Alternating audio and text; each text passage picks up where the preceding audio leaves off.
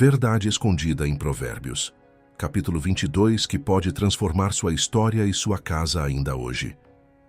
Há dias em que a vida parece pedir apenas mais uma volta no mesmo ciclo, mas existem dias em que uma frase acende a sala inteira. Provérbios 22 tem esse poder. Ele não oferece slogans para pendurar na parede, entrega chaves para destrancar a casa por dentro. Fala de bom nome que vale mais que ouro, de prudência que enxerga laços antes do passo, de humildade que abre portas que a força não consegue, de ensino que se imprime no coração das crianças, de dívidas que acorrentam e de margens que libertam. Hoje é um desses dias em que um ajuste pequeno pode inaugurar um caminho novo. Se você quer paz que não dependa de sorte e resultados que não implodam a sua alma, entre comigo neste capítulo. Vamos traduzir sabedoria antiga em decisões claras para agora, para sua história e para quem caminha ao seu lado. Porque hoje importa. Provérbios 22 começa lembrando que escolhas aparentemente pequenas têm efeito dominó. Não é a grande virada que sustenta destinos. São microdecisões alinhadas, repetidas quando ninguém aplaude. O hoje é o lugar onde o futuro é negociado. E o capítulo nos entrega 3 perguntas que transformam este dia em portal. O que preserva meu nome, o que protege minha casa e o que prepara meus filhos e meu coração para o longo prazo. Responder a essas perguntas com honestidade desloca a bússola do improviso para a intenção. Em vez de reagir à urgência, você decide pelo essencial. Hoje importa porque reputação não é construída em discursos, mas em depósitos diários de coerência. Cada palavra que você cumpre, cada número que você endireita, cada promessa que você diminui para caber em verdade é um tijolo no bom nome, o ativo que abre portas sem pedir favor. Hoje importa porque prudência não nasce no pânico, nasce no treino. A pessoa que aprende a reconhecer laços à distância evita custos que nunca aparecerão na planilha, mas arruinariam a paz. Hoje não importa porque humildade não é humilhação. É o jeito de colocar a verdade no centro, liberar a vaidade do volante e permitir que portas certas se abram no tempo certo. O agora também é decisivo porque crianças e aprendizes observam mais do que ouvem. Provérbios 22 nos convoca a ensinar no caminho, isto é, pelo ritmo da casa. Se a mesa tem verdade, a língua aprende a ser precisa. Se o orçamento tem margem, o coração aprende liberdade. Se o descanso é honrado, o trabalho ganha dignidade. Esses hábitos distribuídos em muitos hojes escrevem trilhos por onde os pés jovens naturalmente andarão. E mesmo que eles desviem por um tempo, trilhos bem marcados são convites constantes de retorno. Há outro motivo para o hoje importar. Dívida e favor não esperam. O capítulo é franco sobre correntes invisíveis criadas por empréstimos impensados e compromissos assumidos por vaidade. Adiar um ajuste de rota multiplica juros em ansiedade, não só em dinheiro. Começar pequeno, cortar um gasto que compra culpa, renegociar com verdade, construir uma reserva modesta, dizer um não estratégico, devolve fôlego. Margem é liberdade convertida em paz. Por fim, hoje é o único tempo em que a generosidade pode deixar de ser intenção e virar história. Provérbios 22 liga a mão aberta ao céu aberto. Dar com método e responsabilidade quebra o feitiço da autopreservação e reorienta a casa para o que realmente importa. Curiosamente, ambientes generosos respiram melhor. A contenda perde combustível, o medo perde volume, a esperança encontra trabalho. Se este capítulo é uma porta, a maçaneta está no seu lado. Abra com um gesto simples e concreto ainda hoje. Escolha uma promessa para cumprir, um número para endireitar, um gasto para cortar, um filho para ouvir sem tela, um não que proteja o seu foco, uma generosidade proporcional. Pequenas obediências são grandes inaugurações. É assim que Provérbios 22 transforma o um dia em agora, o peso de um nome. Provérbios 22 começa nos lembrando que um bom nome vale mais do que grandes riquezas. Isso não é romantismo, é aritmética de longo prazo. Riqueza pode abrir portas uma vez, mas é o nome que as mantém abertas. O bom nome é capital invisível que rende juros em confiança, crédito moral, relacionamentos que resistem às estações e convites que chegam quando você nem está presente. Ele se acumula em depósitos pequenos, palavra cumprida quando ninguém cobrava, verdade dita quando seria mais barato adornar, promessa reduzida ao tamanho do possível, correção feita cedo sem esperar exposição, reconhecimento dado a quem realmente construiu com você. Quando a reputação se apoia nessa base, você já não precisa empurrar cada porta. Muitas se destrancam pela memória do seu rastro. Um bom nome começa por resolver a tensão entre imagem e integridade. A imagem pergunta, como pareço? A integridade pergunta, quem me torno? A imagem precisa de vitrine. A integridade precisa de consistência. Quando a escolha é pela vitrine, os números pedem maquiagem, a agenda pede promessas heróicas, a língua pede exagero e a consciência paga a conta. Quando a escolha é pela consistência, as decisões se simplificam. Dizer não quando a oportunidade exige torcer pesos, admitir não sei para preservar a verdade, ajustar prazos ao real, calibrar expectativas para proteger pessoas, compartilhar mérito para honrar justiça. A curto prazo talvez pareça menos brilhante. A médio prazo, o respeito se acumula e vira legenda silenciosa do seu nome. O bom nome também é uma disciplina de linguagem. Palavras constroem reputações. Você se torna alguém de quem se diz, fala com precisão, não promete para agradar, não vende meia-verdade, não apedreja ausentes, não usa ironia como arma, pede perdão sem maquiagem, dá crédito com generosidade. Esse padrão de fala baixa a defensividade dos ambientes e cria um círculo virtuoso. Como você não dramatiza, as pessoas confiam mais. Como confiam mais, há menos ruído. Como há menos ruído, os resultados melhoram. Como os resultados melhoram, sua palavra ganha ainda mais peso. O contrário também é verdadeiro. Quem opera no drama precisa aumentar o volume constantemente para manter a tensão. E isso corrói a credibilidade até quando a pessoa tem razão. Outra peça do bom nome é a economia com o sim. O sim que honra vale mais do que muitos sims que encantam por um dia e decepcionam por meses. Gente confiável não aceita tudo. Organiza capacidade, define margens, recusa convites que roubariam a qualidade do que já se comprometeu a entregar. Esse não estratégico protege o sim que sustenta a reputação. Em casa, isso se traduz em presença real que não depende de desculpas brilhantes. No trabalho, vira prazos que se cumprem e expectativas tratadas ao nascer, não quando é tarde. O bom nome também sabe perder velocidade pública para ganhar profundidade privada. Há momentos em que reconhecer um erro, refazer um processo, reescrever um contrato ou devolver um valor parece custoso. Mas é exatamente aí que o nome ganha lastro. Confissão limpa e restituição possível criam uma lembrança difícil de apagar. Quando algo deu errado, você não montou um teatro, você consertou.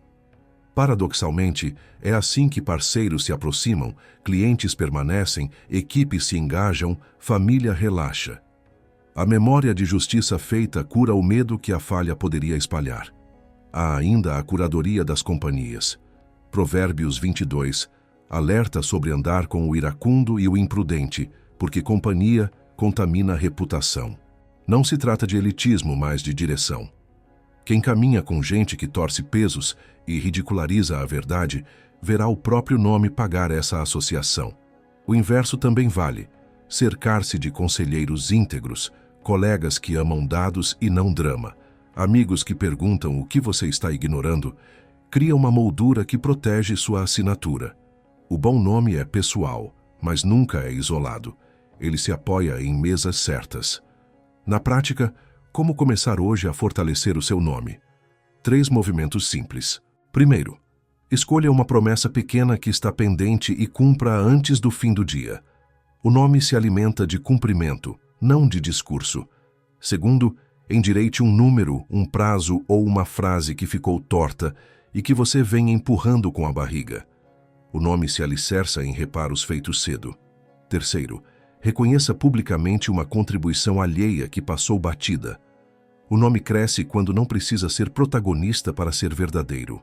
Repita amanhã e depois. São essas miudezas repetidas que, somadas, viram a placa invisível que antecede você nas salas.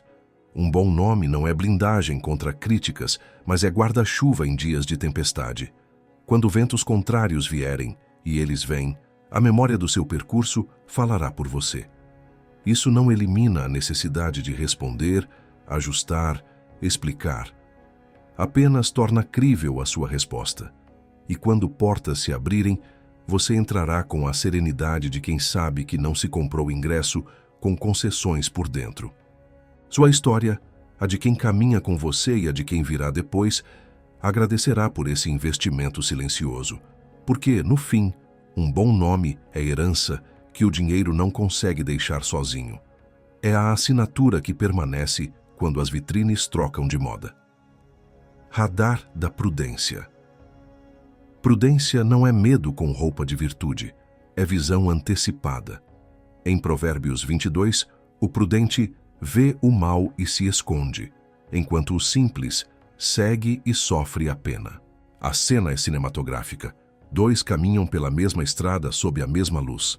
Um percebe um brilho falso no chão, nota o silêncio estranho dos pássaros, sente o cheiro de corda recém-cortada. O outro, distraído pelo próprio impulso, acelera o passo.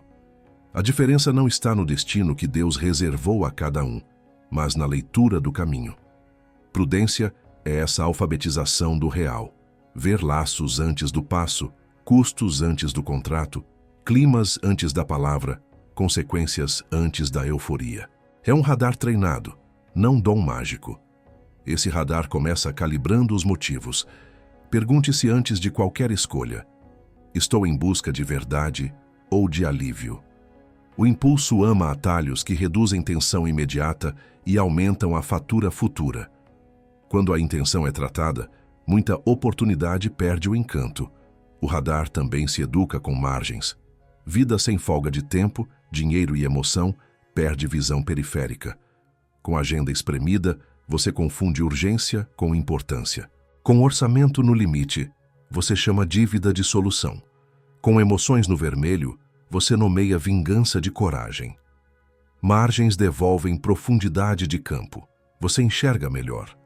Prudência enxerga padrões onde o acaso finge governar. A proposta brilhante veio sem dados, só com promessas sonoras. Já vimos esse filme. A pessoa que ridiculariza limites alheios pede que você traia os seus. Velho roteiro. O acordo que exige decidir hoje, sem ler com calma. Gatilho clássico para laços. O coração prudente não demoniza velocidade. Distingue pressa de precisão. Às vezes, meia hora salva um ano. Uma noite de sono salva uma parceria. Um conselho fora da bolha salva um futuro. O prudente cria deliberadamente esses freios curtos que devolvem nitidez. Há também sinais do corpo que a prudência leva a sério. Mão suando ao digitar uma meia-verdade, estômago fechando antes de uma reunião onde você precisa interpretar números, garganta secando ao prometer o que não cabe. O corpo não sabe mentir, ele denuncia. O prudente consulta esses alarmes sem fazer deles oráculos.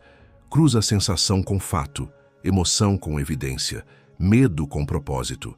Se a conta não fecha, ele não força. Ele ajusta, adia, recusa, redesenha. E quando precisa seguir mesmo assim, porque o certo às vezes amedronta, ele segue acompanhado, de dados, de gente íntegra e de um plano de saída se der errado. Outra marca do radar é o teste pequeno antes do compromisso grande. Em vez de casar com a ideia no primeiro encontro, o prudente faz um piloto, um contrato curto, um lote mínimo, uma entrega de prova, uma conversa limitada por escopo. Pequenas apostas revelam defeitos escondidos sem expor toda a casa. Essa metodologia é espiritual porque respeita a verdade. Ela aparece melhor sob luz progressiva do que sob holofote teatral. O mesmo vale para relações. Antes de abrir cofres e intimidades, Observe como o outro reage a um não, a um erro seu, a um crédito que não lhe pertence. A prudência lê caráter nos detalhes. Em Provérbios 22, há um cuidado com fronteiras. Não remover marcos antigos. O prudente trata limites como cercas de jardim, não como muros de prisão. Ajusta marcos com diálogo e clareza, mas não os chuta por euforia. Limites em casa preservam afeto. Limites no trabalho preservam saúde. Limites nas finanças preservam liberdade. Sempre que um convite exige que você desmonte uma cerca sem tempo de medir o terreno, acenda a luz. Se houver verdade, ela suporta espera e contrato claro. Prudência também é linguagem. Contratos sem ambiguidade, e-mails que registram decisões, pedidos que viram texto após a conversa, prazos que ganham data e hora. Palavras precisas são guardiãs contra brigas futuras. Em família, isso se traduz em combinados simples. Quem faz o quê, quando, com qual padrão. O prudente prefere o desconforto do combinado agora ao caos da interpretação amanhã. E como ele fala sem agressividade, a clareza não vira contenda. O radar se fortalece com mesas certas. Em Provérbios, os planos se firmam com conselho. O prudente escolhe gente que o ama o suficiente para desapontá-lo. Gente que pergunta o que você não quer ouvir. Qual custo oculto? Qual risco jurídico? Qual impacto emocional? Quem paga a conta se der errado? Que hábito seu costuma sabotar decisões? Essa curadoria de conselheiros vale ouro. Evite bajuladores alarmistas e cínicos. Procure íntegros, técnicos e serenos. 3 falas assim valem mais do que 30 opiniões apressadas. Prudência não é paralisia. Ela sabe que, depois de ver, é preciso agir. O prudente decide com coragem proporcional. Ele não aguarda unanimidade, aguarda suficiência. Quando o essencial está claro, ele pisa, confiante o bastante para mover e humilde o bastante para corrigir em marcha. E corrige cedo. Pequenos desvios tratados no início evitam crateras. O prudente não tem vergonha de refazer, renegociar, pedir perdão, recalibrar prazo. Vergonha é insistir no rumo errado por orgulho. Se você quer ativar esse radar hoje, pratique um triplo filtro antes da próxima decisão relevante. Motivo, limite e evidência. Motivo: o que me move é verdade ou vaidade? Limite: o que essa decisão me pede que eu ultrapasse tempo, dinheiro, ética, família e estou disposto a pagar? Evidência: quais dados reais sustentam meu desejo? Em seguida, crie um microteste, um passo pequeno, reversível, que traga luz sem destruir a sala. E por fim, convide um olhar de fora, alguém que não ganhe com sua pressa nem com sua demora. Esse pequeno ritual, repetido, reorganiza destinos. No fim, prudência não é viver com medo de laços, é viver com amor pela verdade.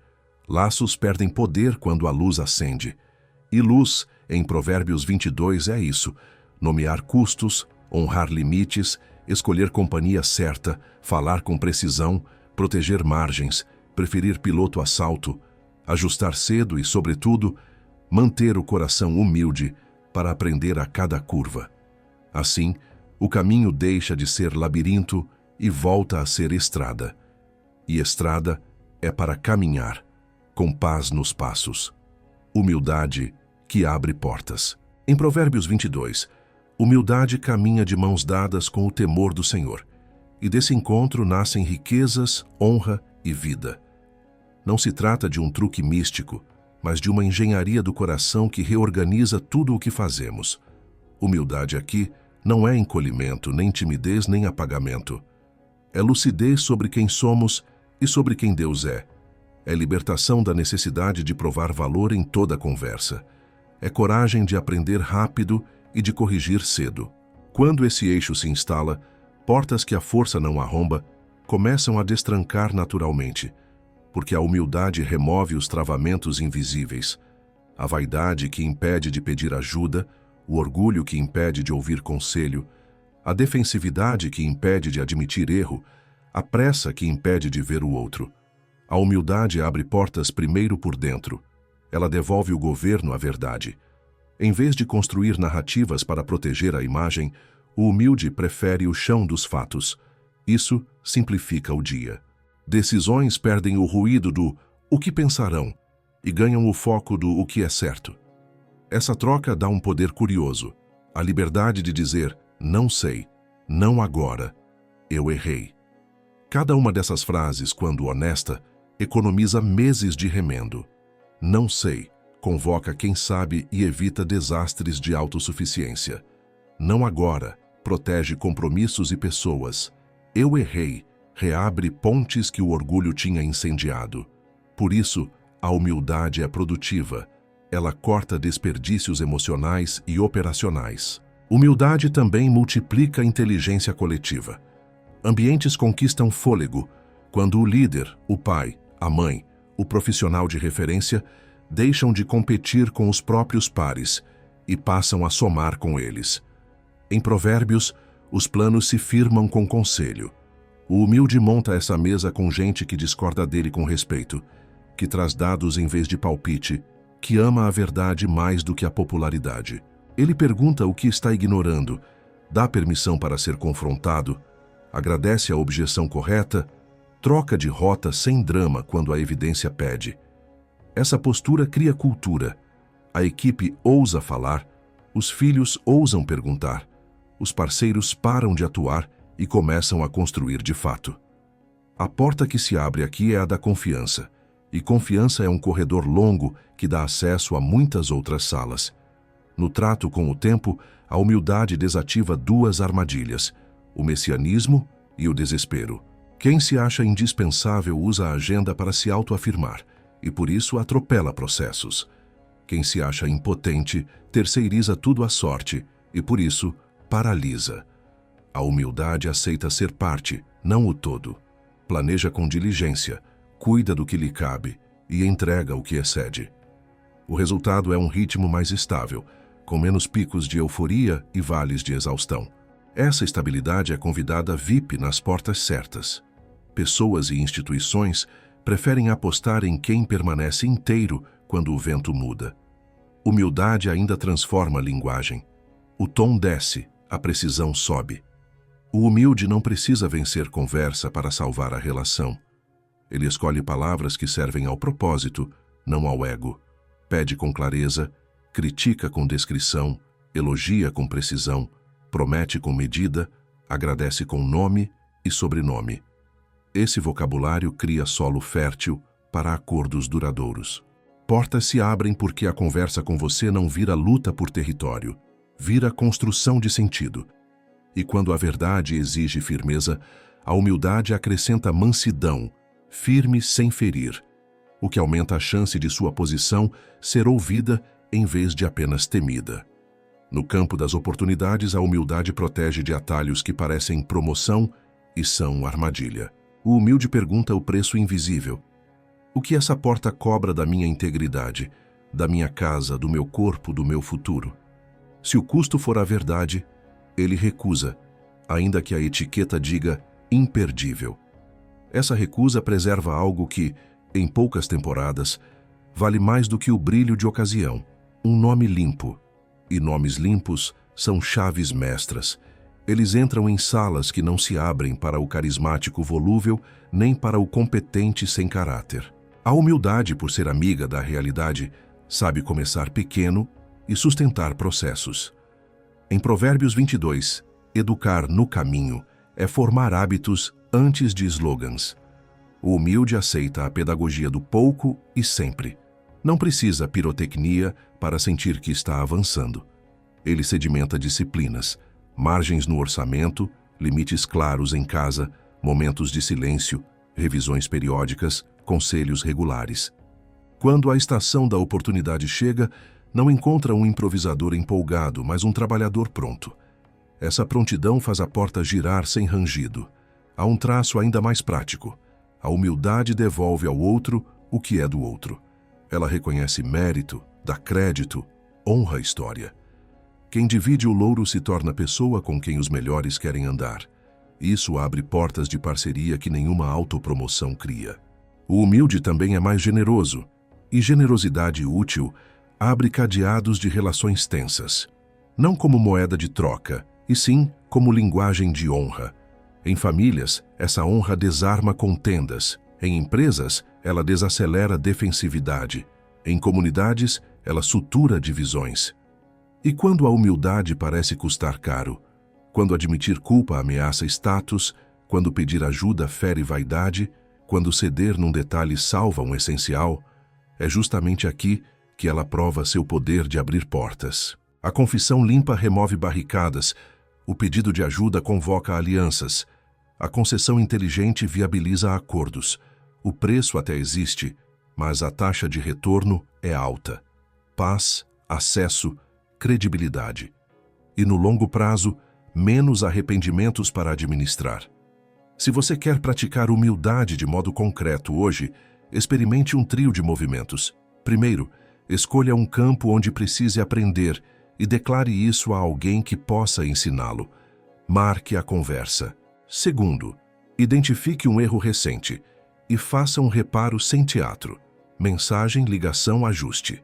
Terceiro, agradeça publicamente uma contribuição real que não teve seu nome. São gestos simples, mas eles empurram portas silenciosas. E quando elas abrirem, você perceberá.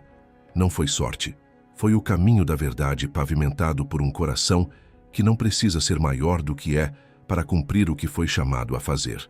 Educação que permanece. Ensina a criança no caminho em que deve andar, e até quando envelhecer não se desviará dele. O verbo que Provérbios 22 escolhe não é ensina sobre o caminho, é ensina no caminho. Educação que permanece não acontece só em salas de aula. Acontece em corredores, mesas, agendas e reações. É menos palestra e mais trilho. É menos frases de efeito e mais hábitos de efeito. Crianças e aprendizes, e aqui cabem filhos, alunos, equipes, recém-chegados e até nós mesmos em novas áreas, não decoram discursos. Eles absorvem ritmos. O que a casa repete, o coração registra. E aquilo que o coração registra, os pés tendem a seguir quando ninguém estiver olhando. Educar no caminho começa pelo mapa invisível do cotidiano. Se a verdade é praticada nas pequenas coisas, ela ganha cheiro, textura, frequência. A criança que vê o adulto admitir um erro e consertar, descobre que falhas não exigem teatro, exigem reparo. A criança que presencia uma promessa reduzida ao tamanho do possível, aprende que a palavra tem peso, não volume. A criança que observa uma conversa difícil acontecer sem gritos, entende que firmeza não precisa ferir. A criança que vê a mesa sem telas por alguns minutos diários, aprende que presença é presença, não coexistência distraída. Esses registros constroem uma consciência que mais tarde, diante de pressões maiores, saberá diferenciar brilho de bem. Educação que permanece também sabe falar a língua do hábito. Não basta nomear valores, é preciso vesti-los de práticas. Se justiça é valor, ela aparece distribuindo tarefas e méritos com clareza. Se misericórdia é valor, ela aparece no tom que corrige sem humilhar.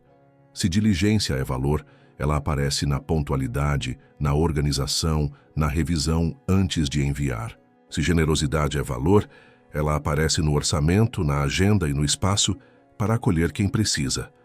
Ao ver valores virarem agenda, o aprendiz percebe que não se trata de moralismo, mas de engenharia de vida boa. Há uma chave delicada em no caminho. O ensino é proporcional à estação.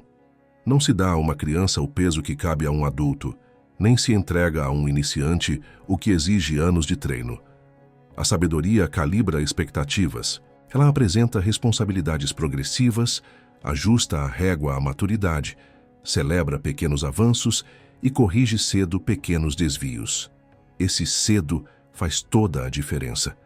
O desvio tratado ainda na calçada evita o resgate no precipício, e a correção inicial, quando servida com respeito, não vira ferida de humilhação, vira memória de cuidado.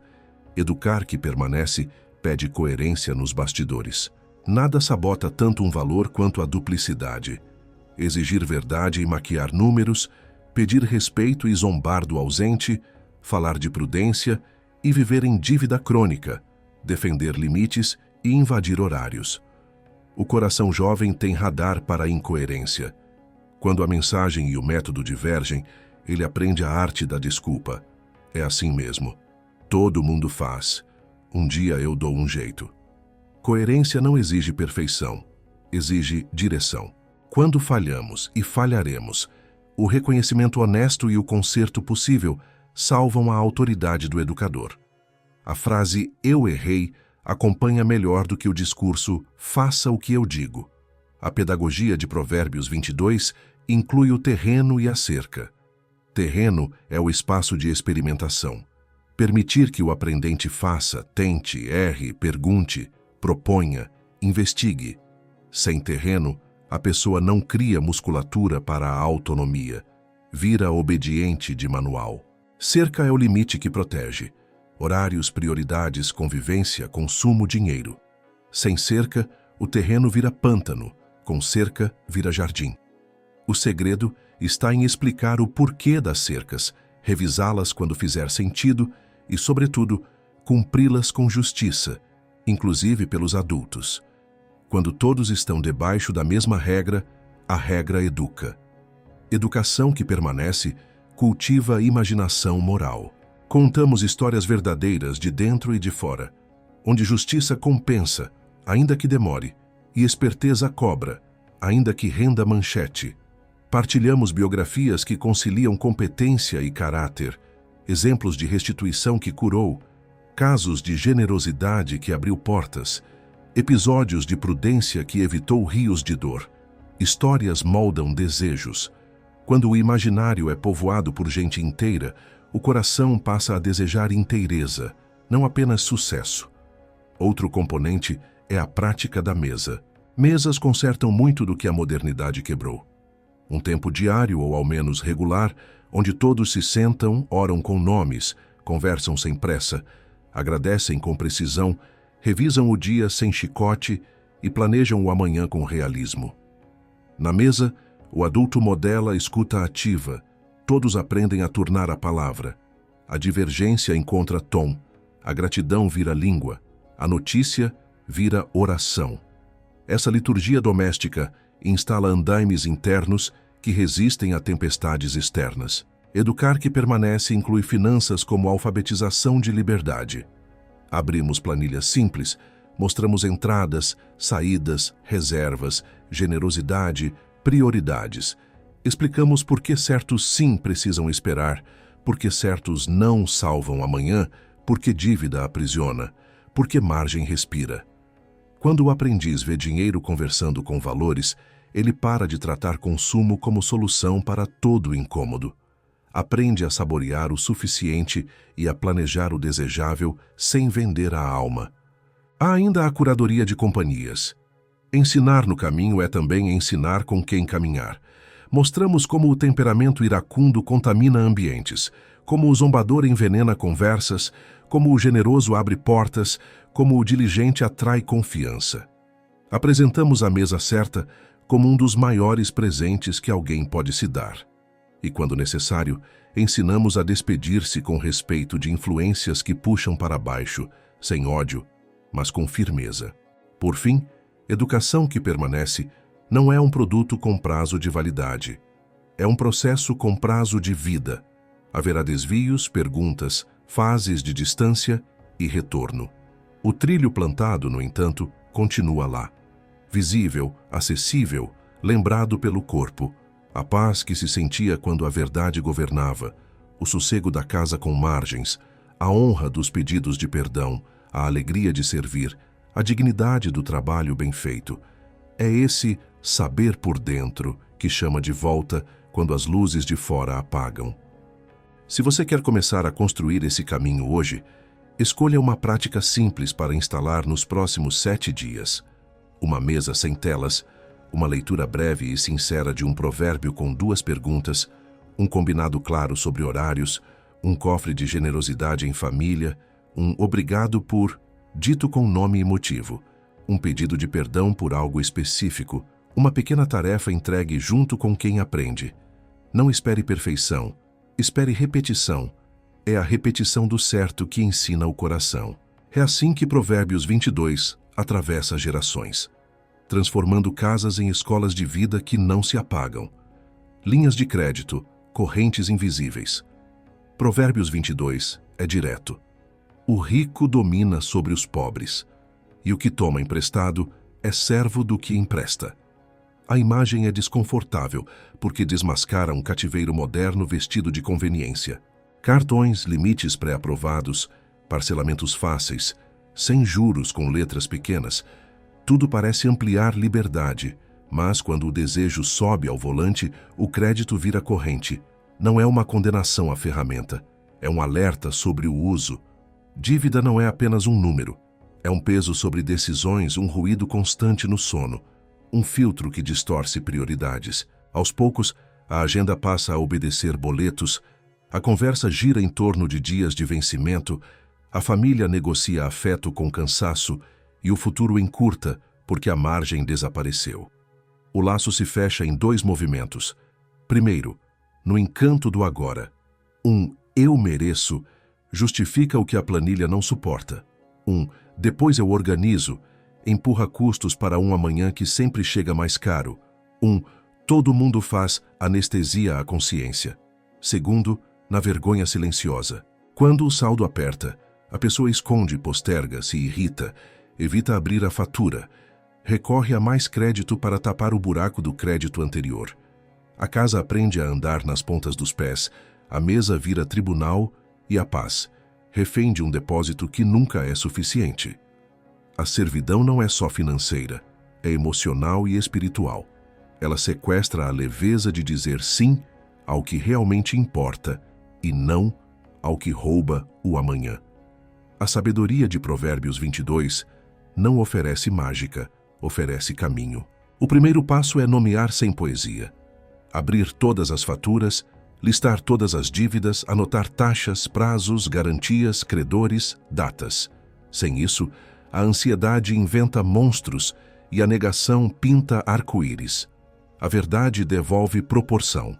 Talvez seja pior do que você imaginava, talvez seja melhor. Em ambos os casos é real. O segundo passo é estancar a hemorragia.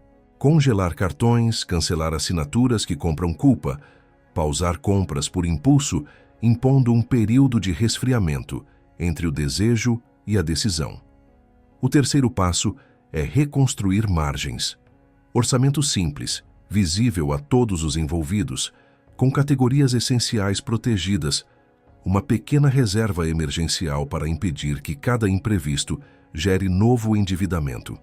Margem é óleo na máquina. Sem ela, até boas intenções queimam o motor. Vem então a hora da negociação, que é menos heroísmo e mais humildade. Procurar credores antes que eles o procurem, propor acordos, trocar juros flutuantes por taxas fixas menores, alongar prazos com realismo, consolidar quando fizer sentido, explicar sem vitimismo, comprovar com números, honrar o combinado. A dignidade que nasce da verdade costuma encontrar portas entreabertas. Em paralelo, escolher um método de quitação que respeite sua psicologia. Atacar primeiro as dívidas menores para ganhar tração emocional ou atacar as de maior juros para ganhar eficiência financeira. O importante é ver progresso e não quebrar o ciclo com recaídas de consumo anestésico. Há um componente de caráter que reorganiza tudo: contentamento. Não se trata de desistir de sonhos, mas de libertar o coração da obrigação de transformar cada incômodo em compra. Contentamento permite celebrar o suficiente enquanto se trabalha pelo desejável. Ele cura comparações que nos empurram para vitórias de vitrine e derrotas de travesseiro. Em casas onde a gratidão volta a falar, o apetite diminui e o planejamento ganha fôlego. A dívida então deixa de ser identidade, sou endividado, e vira projeto, estou saindo da dívida. Essa mudança de pronome devolve a governança da alma. A dívida também se combate com linguagem clara. Em família, falar de dinheiro sem acusação, nomear escolhas, combinar tetos de gasto, explicar por que um não hoje salva 10 sim no futuro. Quando todos compreendem o mapa, a solidariedade cresce e o ressentimento baixa. No trabalho, a mesma clareza se traduz em precificação justa, prazos realistas, reservas técnicas e recusas corajosas, há contratos que prometem faturamento às custas de saúde e integridade. Em ambos os ambientes, dizer a verdade cedo evita incêndios caros. Nada disso exclui a generosidade, ela só muda de forma. Enquanto as correntes se rompem, dar de maneira proporcional e planejada cura o medo e mantém o coração alinhado ao propósito. Generosidade responsável não atrasa a saída da dívida, acelera o ajuste interno que sustenta a mudança. Porque o problema não é apenas aritmético, é de adoração. Quando o consumo desce do altar, a liberdade sobe à mesa. Se você precisa de um ponto de partida hoje, escolha 3 atos imediatos. Primeiro, cancelar uma ferramenta de crédito que se tornou gatilho e substituí-la por meios que exigem consciência no ato. Segundo, marcar uma conversa franca com quem divide a casa para montar um plano simples com datas, metas e um gesto de celebração a cada etapa vencida. Terceiro, escolher uma pequena dívida para quitar ou renegociar nesta semana e executar sem adiar. São correntes quebradas em elos, não com marreta. E a cada estalo, a respiração volta, o sono adensa, a esperança encontra trabalho. A servidão não é destino, é hábito acumulado. E hábitos se desaprendem com outros hábitos, um hoje de cada vez. Bordas do território. Não removas os marcos antigos. Não é apenas conselho arqueológico, é mapa de saúde. Em Provérbios 22, essa frase protege algo mais amplo que hectares. Protege sentido. Marcos delimitam onde termina o meu campo e começa o do outro, onde uma vocação frutifica e outra floresce, onde a casa respira e o trabalho prospera. Quando arrancamos cercas por euforia, comparação ou ganância, colhemos confusão. Sem bordas, até bons desejos viram invasão. Com bordas, até tarefas difíceis encontram paz. Limites são atos de amor em 4 direções. Amor por Deus, quando reconheço que não sou onipresente nem onipotente e recuso o messianismo disfarçado de produtividade. Amor por mim, quando protejo corpo, mente e espírito de uma agenda que só cresce. Amor pelos meus, quando garanto presença real em vez de promessas brilhantes. Amor pelo próximo, quando respeito seu tempo, seu espaço, sua história, seus nãos. Os marcos antigos existem porque alguém antes de nós aprendeu a duras penas que campos sem cercas viram pântanos. Há 3 marcos essenciais que Provérbios 22 inspira a reinstalar. O primeiro é o das horas. Sem hora para começar e para encerrar, a vida vira plantão infinito. Definir janelas para trabalho profundo, para comunicação, para descanso, para família, cria previsibilidade, e previsibilidade é ternura aplicada ao tempo. O segundo é o do dinheiro. Orçamento é cerca contra a erosão do impulso. Ele diz o que é essencial, o que é negociável, o que é sonho e o que é vaidade. Sem essa cerca, compromissos invadem o quintal da paz. O terceiro é o das palavras. Há temas que pedem silêncio até que a temperatura baixe. Há conversas que pedem preparo. Há pedidos que precisam virar texto para não mudarem a cada humor. Palavra cercada é ponte segura. Limites não são muros hostis, são portões com dobradiças. Isso significa que podem ser abertos com consentimento e critério. A mãe que abre mão de horas de descanso por um tempo para cuidar de um doente, o profissional que amplia o turno em uma temporada crítica, o amigo que atravessa a madrugada por outro. Tudo isso é exceção com nome e motivo. O que a sabedoria evita é transformar exceção em regra e chamar isso de virtude. Quando a cerca cai para sempre, ninguém floresce. O doador esgota, o receptor vicia, o ambiente adoece. Remover marcos antigos também pode ser tentação em relações de poder. Quem tem mais influência, recursos ou discurso, às vezes desloca fronteiras para dentro do terreno alheio sem perceber. Um chefe que toma o tempo pessoal como extensão do contrato, um parente que confunde proximidade com controle, um líder espiritual que chama de cuidado o que é invasão. Provérbios 22 arma o coração com reverência. O campo do outro é sagrado. Tocar nele só com convite claro e respeito explícito. O resultado é paradoxal. Quanto mais honramos limites, mais confiança recebemos, e confiança abre portões que força nenhuma arromba com segurança. No lar, marcos antigos se parecem com rituais simples. Porta de entrada que pede desligar a tela, mesa que pede presença, quarto que pede descanso, sábado que pede descanso legítimo, conversa difícil que pede horário e tom, disciplina que pede regra prévia e explicada, elogio que pede nome e motivo. Essas cercas produzem clima de refúgio. Sem elas, a casa vira corredor de tarefas e a intimidade uma negociação eterna. Quem reinstala marcos devolve ao lar a sensação de lugar, e lugar cura pressas. No trabalho, marcos protegem propósito, escopo definido, prazos realistas, não para urgências fabricadas, contratos com cláusulas claras sobre comunicação e entregas, canais para feedback sem medo, políticas transparentes sobre disponibilidade fora de expediente. Essas cercas reduzem o ruído e aumentam a qualidade. E quando for preciso ultrapassar temporariamente um marco, combine antes. Agradeça depois e compense com justiça. Limite respeitado multiplica lealdade. Há também marcos internos, quase invisíveis, que guardam o território da alma. O que eu não negocio? Verdade, justiça, misericórdia, descanso, mesa, generosidade, presença com quem amo. Escreva essa lista.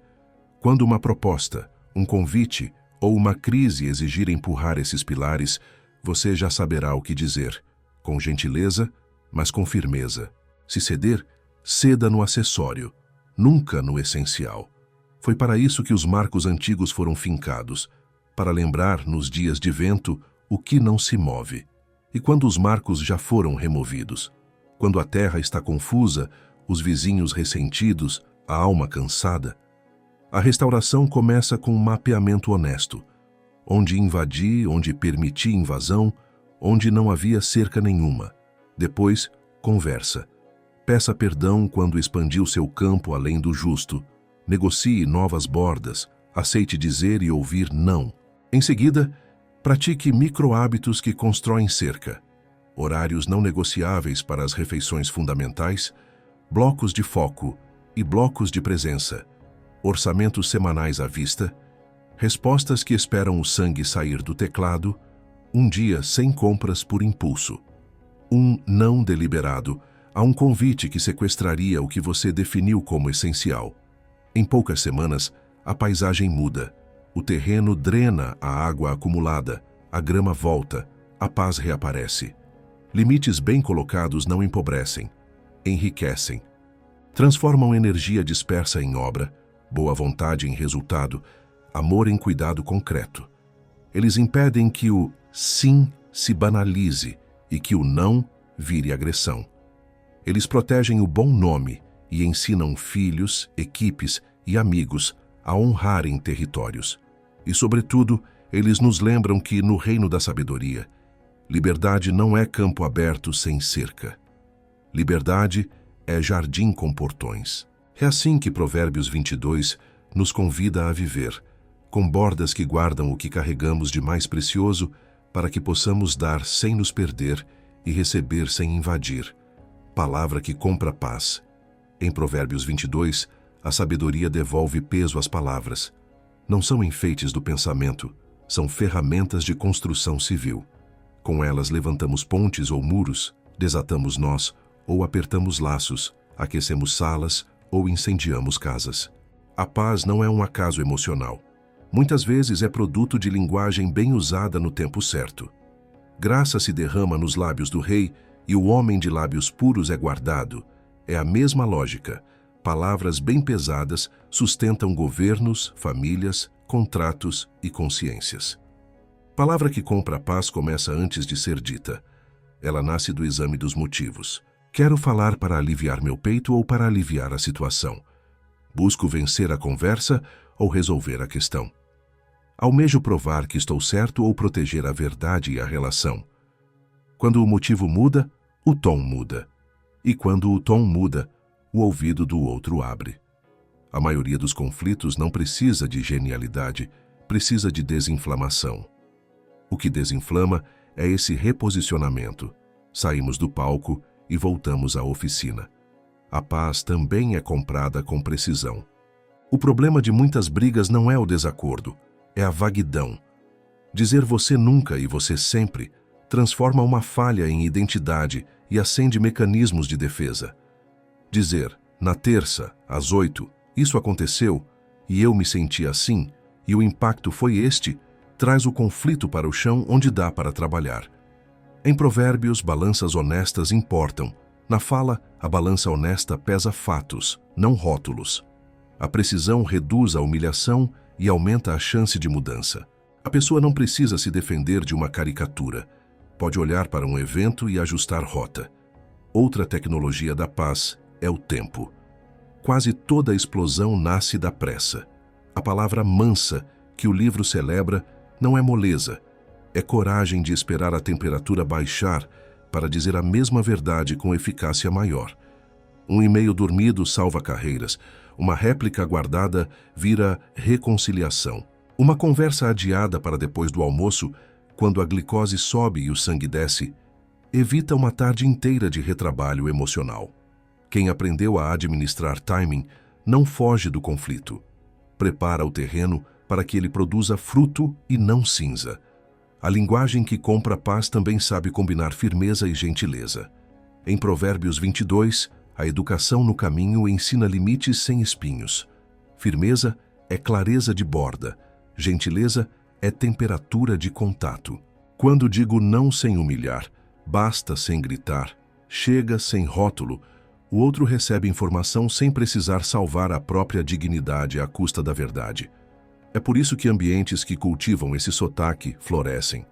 As pessoas param de gastar energia com defesa e liberam energia para a criação. Em casa, palavra que compra paz tem cheiro de previsibilidade. Combinados simples, ditos com calma e lembrados sem ironia, poupam atritos recorrentes. Quem fará o quê? Quando? Com qual padrão? Pedidos claros substituem expectativas telepáticas. Elogios específicos alimentam coragem. Pedidos de perdão sem maquiagem limpam o ar. A mesa, lugar onde a família aprende gramática, volta a ser escola. Todos têm vez de falar, ninguém é interrompido, divergências não viram desrespeito. Gratidões são nomeadas, notícias são filtradas por esperança realista. Nesses ambientes, até conversas duras chegam com menos espinhos. No trabalho, palavra que compra paz vira contrato limpo e feedback que cura. Acordos escritos, termos definidos, escopo conhecido, critérios de sucesso nomeados antes do começo. Tudo isso diminui litigância informal, fofoca e drama. Feedback, por sua vez, não é sessão de descarrego, é serviço prestado à verdade. Ele descreve comportamentos, não julga caracteres, oferece exemplos, não adjetivos, sugere caminhos, não sentença, abre espaço de resposta, não exige confissão. E sempre que possível, reconhece publicamente o que foi bem feito antes de corrigir em particular o que precisa melhorar. Essa economia verbal prestigia a justiça e protege a misericórdia. Há ainda a sutileza da entonação. O mesmo conteúdo sai do forno com sabores diferentes conforme o tom. Ironia embute desprezo e desvaloriza o interlocutor. Sarcasmo alivia o falante e humilha quem ouve. Volume alto liga alarmes ancestrais de fuga ou ataque. A paz pede voz que não caricature, pausa que autorize pensar. Escuta que não interrompa para preparar a resposta. Perguntas que abram janelas em vez de encurralar. Perguntas são chaves. O que eu não estou vendo? O que seria justo para você? Quais seriam sinais de que estamos melhorando? O que te ajudaria a cumprir esse prazo? Quando perguntamos com boa fé, a outra parte sai da trincheira e vem para a mesa. Palavra que compra paz também é palavra que assume custo. Promessas reduzidas ao possível, prazos que cabem, recusas honestas quando não dá. A paz não se compra com bajulação. Compra-se com confiabilidade. Dizer, posso entregar metade amanhã e o restante sexta-feira para ficar bom? economiza ressentimento. Dizer, não consigo assumir isso sem sacrificar outras responsabilidades, vamos ajustar, salva relacionamentos e resultados. Dizer, eu disse que faria, não consegui, aqui está meu plano de reparo, reconstrói confiança. Essa honestidade dói menos que o teatro da justificativa, que todos reconhecem e ninguém respeita. No campo das diferenças profundas, a palavra que compra a paz não relativiza convicções. Ela as serve com mansidão e respeito. Convicção dita com raiva vira bandeira na cara do outro. Convicção dita com serenidade vira convite. Não é render-se, é escolher uma estratégia que combine com o resultado desejado. Mudar algo de verdade e preservar o vínculo possível.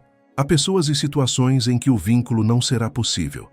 Ainda assim, a maneira como saímos delas assina nosso nome. Provérbios, ao defender o bom nome, sugere que nossa fala precisa caber no legado que queremos deixar. E quando já ferimos? Quando a palavra foi farpa, não ponte. A paz se recompra com reparo, reconhecer sem mas, pedir perdão sem condicional, perguntar como reparar, seguir o combinado, dar tempo ao outro para processar. O discurso "sinto muito se você se sentiu" não repara, terceiriza a culpa. O que repara é, eu disse X, isso causou Y, errei, desculpe, vou fazer Z para corrigir e evitar. E depois disso, silêncio produtivo, menos defesa, mais prática. A reputação da nossa boca se reconstrói com constância das mãos. Se você quer testar esse modo de falar hoje, escolha uma conversa que costuma azedar e mude o roteiro. Chegue com dados em vez de adjetivos, com pedidos em vez de acusações, com pausa em vez de pressão, com pergunta sincera em vez de suposição, com um reconhecimento do que o outro já faz certo antes de apontar o que falta. Termine com um combinado claro e uma confirmação por escrito, breve e sem juridiquês. Observe o efeito nos próximos dias. A paz não é fogos, é claridade que volta. E onde a claridade entra, a confiança encontra caminho, inclusive para tratar os temas difíceis que antes eram varridos para debaixo do tapete. No fim, palavra que compra paz não é truque de comunicação, é ética encarnada. Ela nasce do respeito à realidade, do amor ao outro, do compromisso com a verdade e da coragem de perder aplauso para ganhar futuro. Quando esse sotaque se torna hábito, ambientes inteiros mudam de clima. E sob céu claro, decisões melhores acontecem. É isso que Provérbios 22 nos oferece. Um vocabulário que transforma a casa em abrigo, o trabalho em oficina e a rua em lugar onde a justiça encontra tom. Generosidade inteligente. Em Provérbios 22, dar não é romantismo de ocasião, é estratégia de sabedoria. A generosidade que Deus aprova não compra aplauso nem alívio de culpa, alinha o coração com a justiça e abre caminhos reais. Ela não é irracional nem calculista demais. É amor com método. É uma mão aberta guiada por um cérebro acordado e por uma consciência íntegra. Quando esse trio trabalha junto, a dádiva deixa de ser espetáculo e vira ponte. Conecta quem tem com quem precisa, sem humilhar quem recebe e sem endeusar quem dá. Generosidade inteligente começa pelo motivo. Dar para parecer bondoso prende a alma num palco cansativo. Dar para equilibrar culpas mantém o vício que gerou a culpa. Dar porque o outro é a imagem de Deus e porque a justiça manda repartir, transforma o ato num sacramento da realidade. Esse motivo redefine a forma. Você escolhe servir de maneira que fortaleça a dignidade do outro, não a sua reputação. Evita a vitrine, prefere o secreto quando possível, consulta quem conhece o contexto, pergunta o que de fato ajuda e o que apenas alivia por 5 minutos para cobrar caro depois. A generosidade tola fabrica dependência. A generosidade sábia cria trilhos de autonomia. O segundo pilar é a margem. Não existe dar sustentável sem tesouro e óleo guardados. Casa sem reserva vive no limite e, por isso, escuta pedidos como ameaça. Já uma casa com margem escuta com liberdade. Por isso, Provérbios 22 conversa com planilhas. Definir no orçamento uma parte fixa para repartir. O valor pode ser pequeno no começo, mas ele educa a alma e cria disponibilidade. A dádiva deixa de ser sobras culpadas e vira prioridade alegre. Com o tempo, a porcentagem cresce junto com a maturidade financeira. A margem também é de agenda, disponibilidade para ouvir histórias, para orientar alguém na burocracia, para abrir portas de trabalho, para acompanhar um processo de recomeço. Dinheiro sem presença, às vezes resolve, muitas vezes não. O terceiro pilar é o método. A generosidade inteligente escolhe canais que prestam contas, investe em gente e instituições que unem compaixão e competência. Evita assistencialismo errático, que massageia o doador e mantém o receptor no mesmo lugar.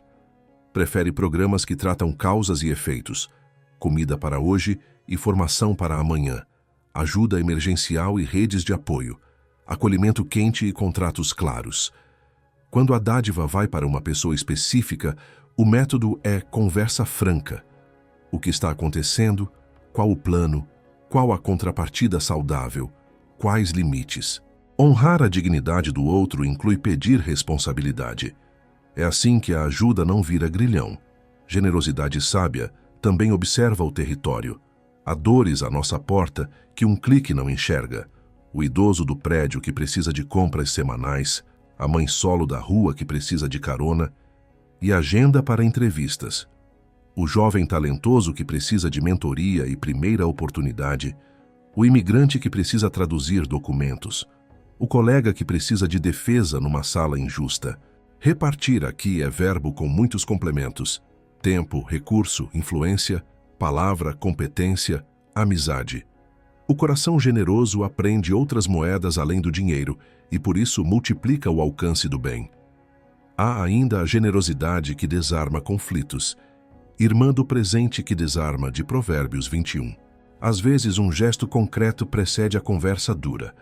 Custear uma restituição devida, oferecer um curso que qualifica, surpreender com um reconhecimento que faltou, providenciar um descanso que a exaustão impedia, ajustar uma cláusula que pesa só sobre o lado mais fraco.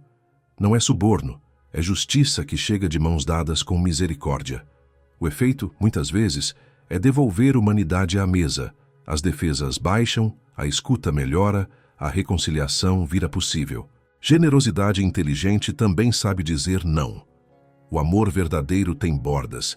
Ele recusa financiar hábitos destrutivos, recusa prorrogar irresponsabilidades sem contrapartida. Recusa entrar em jogos de manipulação emocional. O não generoso vem acompanhado de alternativas. Não posso dar dinheiro nessa forma, mas posso te ajudar a montar um plano. Não posso cobrir essa despesa de novo, mas posso intermediar uma renegociação. Não posso assumir esse custo, mas posso caminhar com você nos próximos passos. Assim, a verdade e a graça andam juntas. E quando o pedido é injusto, o não limpo protege a alma de se tornar moeda fácil. No trabalho, a generosidade que transforma se chama justiça aplicada. Pagar em dia, reconhecer mérito invisível, abrir oportunidades com critérios claros, investir em formação, ajustar metas ao humano, acolher erros honestos com aprendizado, compartilhar ganhos quando a maré sobe.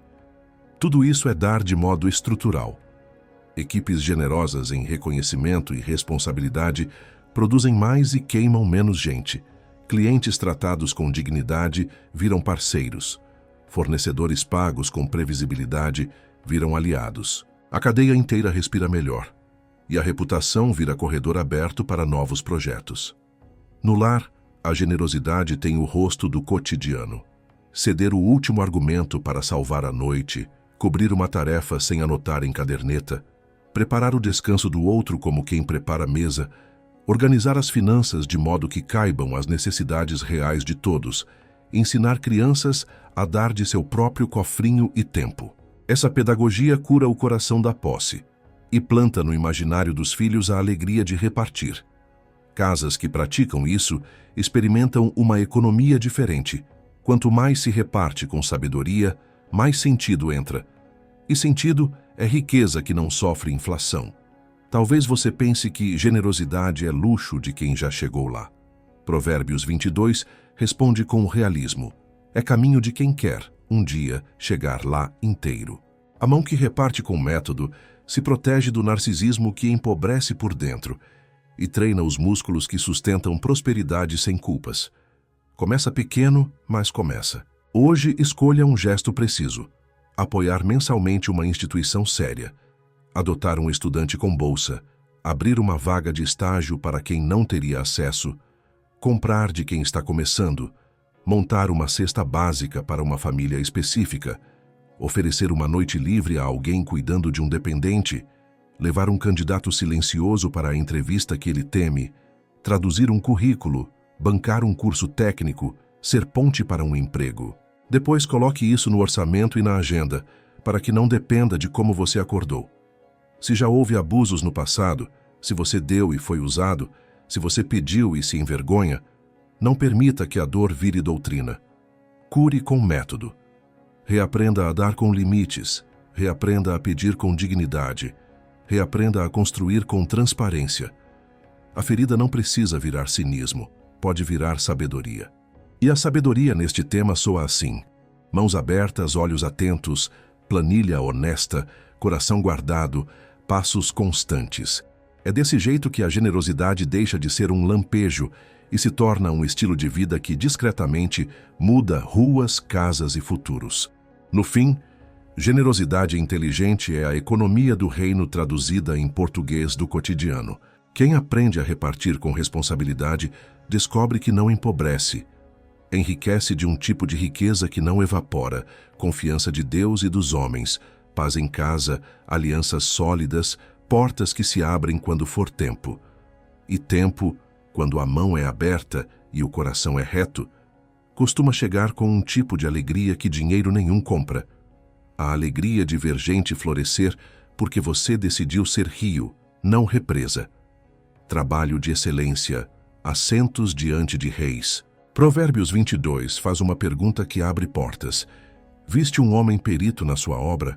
Perante reis estará, não permanecerá entre os de posição obscura. Não é milagre de networking, é consequência de excelência.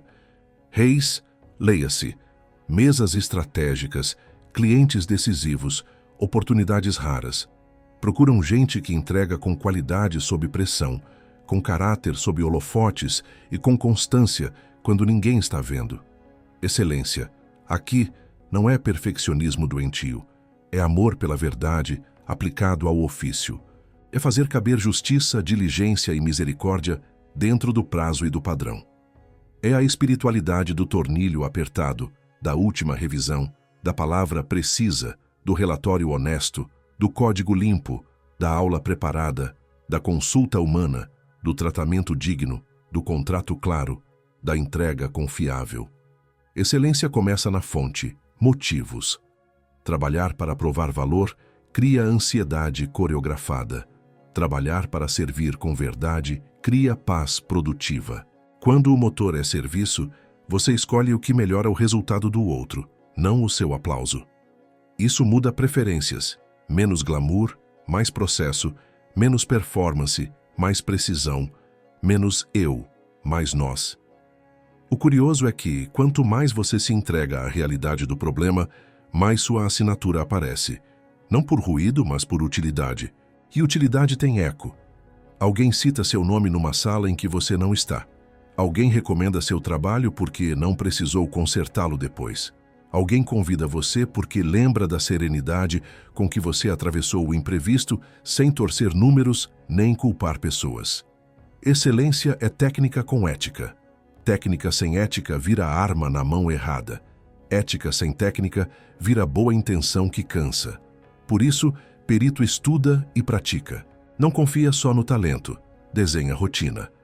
Blocos de estudo contínuo, revisões por pares, protótipos pequenos antes do grande, checklists que blindam contra esquecimentos, documentação que permite que outros entendam e mantenham o que você fez. O perito reduz variabilidade do erro e deixa a criatividade brilhar onde ela deve. No problema, não no padrão. Essa disciplina baixa o custo da sua presença e aumenta o valor da sua contribuição. É assim que reis observam. Ele não só acerta, ele ensina o ambiente a acertar. Excelência também se mede no trato. O profissional perito não entrega só produto, entrega clima. Ele chega no horário, responde com clareza, dá contexto, assume falhas sem teatro, propõe planos de reparo, evita jargões que escondem ignorância, traduz complexidade sem infantilizar, protege confidências, honra limites, devolve o que não é seu, dá crédito com generosidade. Esse conjunto cria reputação operacional. Com ela, a gente sabe onde pisa. Reis não podem se dar ao luxo de conviver com imprevisibilidade moral. Por isso, preferem quem simplifica o jogo com integridade. Há uma economia da excelência que parece lenta e, no fim, acelera. Você escolhe fazer certo antes de fazer bonito, e o bonito vem como consequência. Você escolhe treinar equipe antes de assumir sozinho, e a capacidade do time cresce. Você escolhe dizer não a um escopo maroto para salvar qualidade, e o cliente aprende a confiar nas suas fronteiras. Você escolhe registrar decisões para evitar telefone sem fio, e os conflitos caem. Menos incêndio, mais construção, menos retrabalho, mais avanço, menos drama, mais entrega. Essa constância liga seu nome a resultados que permanecem, e é isso que senta a gente diante de reis. Excelência, porém, não confunde palco com propósito. Há convites que cheiram a promoção, mas cobram a alma em parcelas. O perito pesa custo oculto. O que essa mesa pede do meu descanso, da minha casa, da minha consciência? Se a resposta exigir torcer peso, ele recusa com respeito. Às vezes, sentar entre os de posição obscura é por um tempo a melhor decisão para não obscurecer o coração. A bela ironia é que essa recusa alinhada costuma abrir portas melhores depois, porque fidelidade compõe seu currículo de maneira invisível. Como se pratica excelência no cotidiano? Primeiro, crie um padrão mínimo decente que seja alto. Defina o que é ir ao ar no seu ofício. Critérios objetivos de qualidade, testes que precisam passar, pares que precisam revisar, um ritual de última checagem. Segundo, instale ciclos de feedback. Quem o contrata vê coisas que você não vê. Dê ao outro linguagem e canal para dizer. Terceiro, conte a verdade com antecedência. Se algo vai atrasar, informe cedo. Proponha plano, ajuste escopo. Não entregue desculpa na última hora. Quarto, construa portfólio com casos reais e lições aprendidas. Não autopropaganda vazia, mas história de problemas resolvidos e pessoas servidas. Quinto, invista em ferramentas que economizam erro. Checklists, templates, playbooks, automações simples, boas práticas compartilhadas. Sexto, mantenha o corpo e a alma no circuito. Sono, mesa, silêncio, oração. Produtividade sem repouso é fraude contábil que estoura mais à frente. Excelência pede também curadoria de mentores e aprendizes. Sente-se com quem é melhor que você e pague o preço da humildade. Pergunte onde você repete vícios, quais lacunas técnicas deixam você vulnerável, que livros e cursos dão próximos passos. Ao mesmo tempo, ensine alguém. Ensinar revela buracos na sua compreensão e fixa conhecimento. Além disso, formar gente é uma das formas mais nobres de sentar diante de reis. Eles procuram quem levanta outros, não quem acapara a glória. No relacionamento com preço e prazo, excelência não seduz com promessas que sua estrutura não sustenta. Ela diz quanto custa para ficar bom.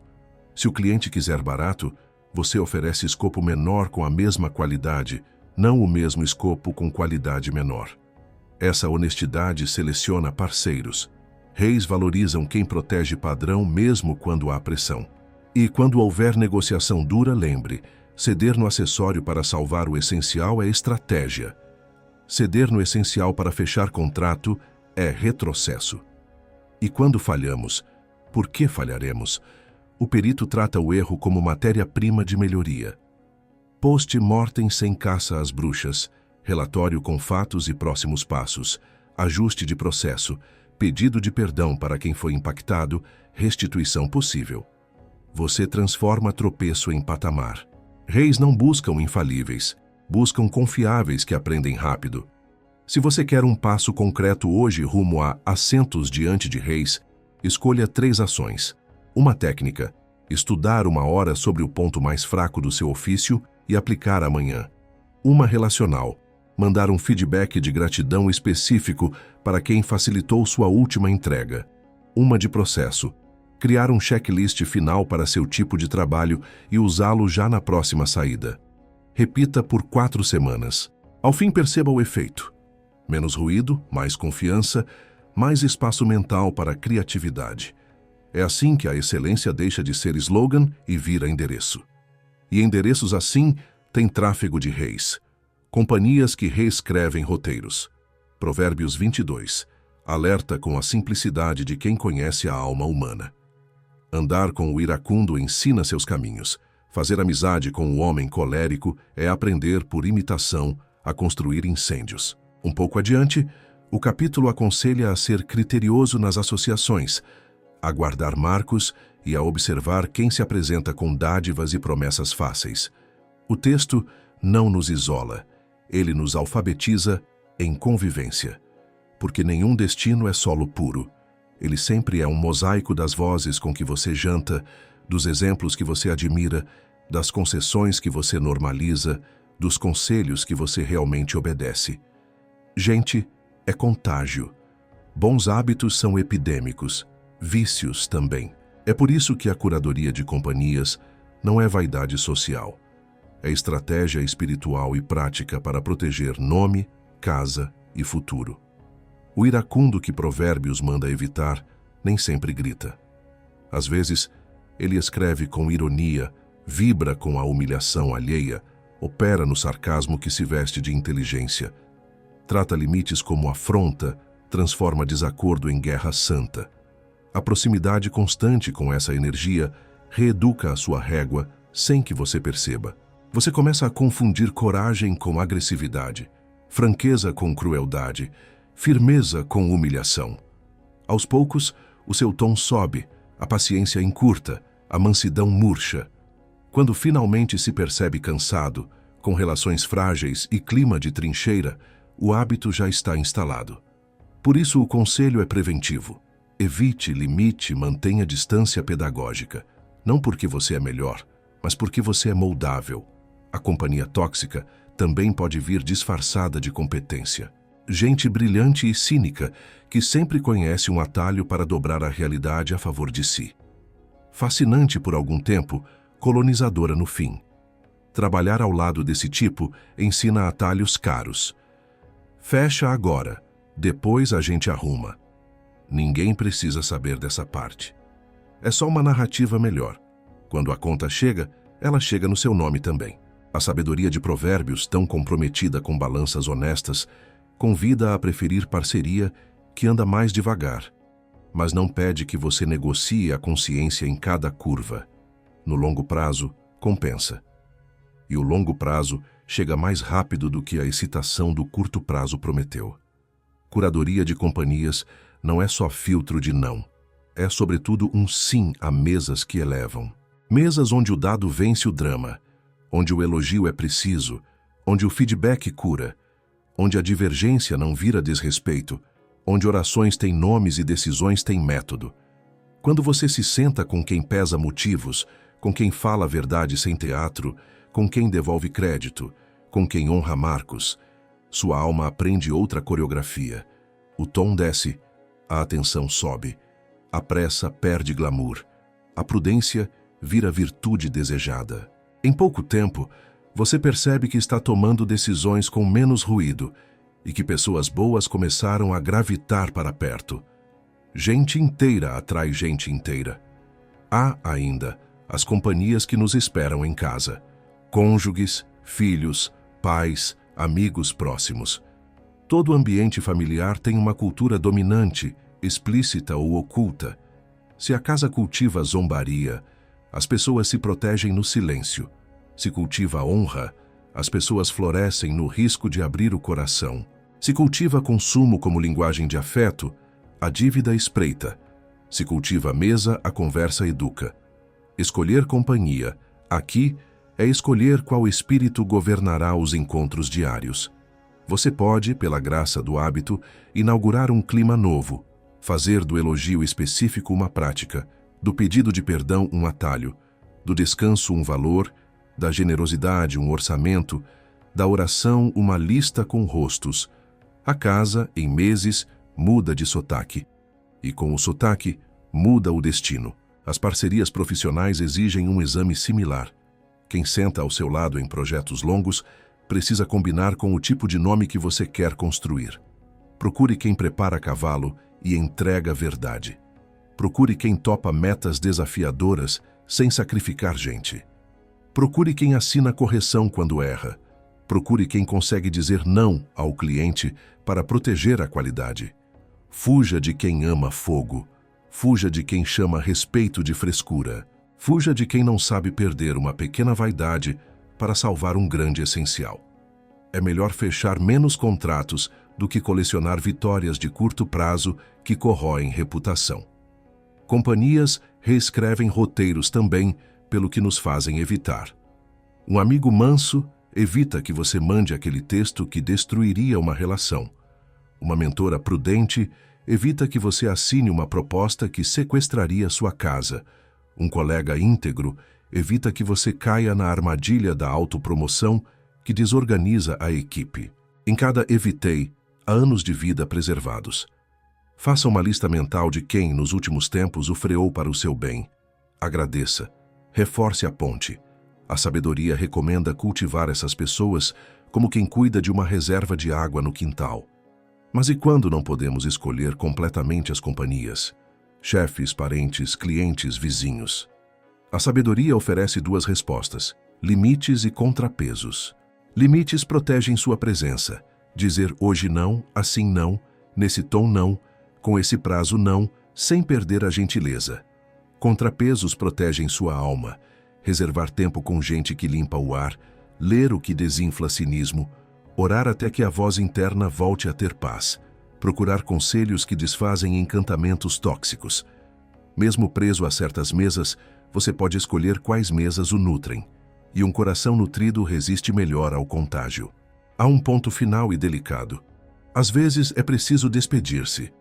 Você percebe que uma amizade virou só memória boa e presente ruim, que uma parceria exige concessões que o seu nome não pode pagar, que um grupo reaquece em você aquilo que você já decidiu abandonar. A despedida, feita com respeito, é um ato de amor à verdade.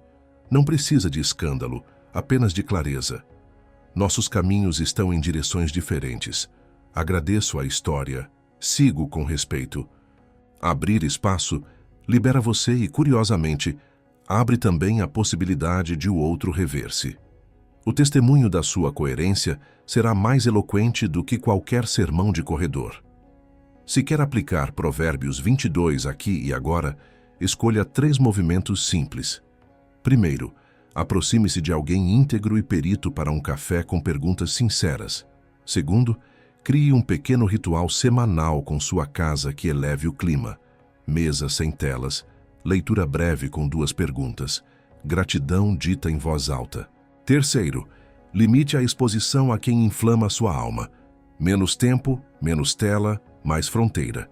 Em poucas semanas, perceberá o roteiro mudando de tom. Porque companhias não são figurantes, são coautoras. E quando os coautores certos entram na página, as cenas ganham luz que nenhuma edição posterior consegue fabricar. Presentes, favores e a ética do simples. Provérbios 22 nos convida a uma sabedoria que cabe no bolso e no coração. Lidar com presentes e favores sem corromper a verdade. Em qualquer cultura, dádivas constroem pontes. Também podem desviar balanças. O mesmo gesto que honra pode manipular. A mesma oferta que repara pode comprar silêncio. O discernimento não mora no tamanho do pacote, mas no motivo que o embala e no efeito que produz. O simples, limpo, claro, proporcional, costuma ser o território da integridade. Por isso a ética bíblica desconfia do excesso teatral e prefere o gesto enxuto, entregue no tempo certo, sem cordas invisíveis. Há um teste inicial que clarifica quase tudo. Este presente facilita a justiça ou a distorce? Se a dádiva exige vista grossa, pressiona a decisão, molda parecer, atropela processo, ela não é honra, é suborno de luvas brancas. Se, ao contrário, o gesto prepara a escuta, reconhece um esforço, repara um dano, celebra um acordo justo, sustenta quem precisa sem ferir a dignidade, então estamos diante de uma linguagem nobre. A generosidade reta não compra consciência, ela a alinha. A ética do simples começa no motivo, segue para a forma e termina na transparência.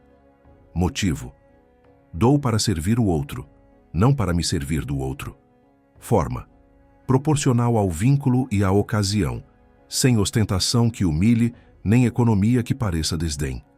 Transparência: quando a relação é pública, empresa, órgão, liderança, o certo é explicitar critérios e valores, registrar políticas, evitar zonas cinzentas em que a amizade se confunde com vantagem.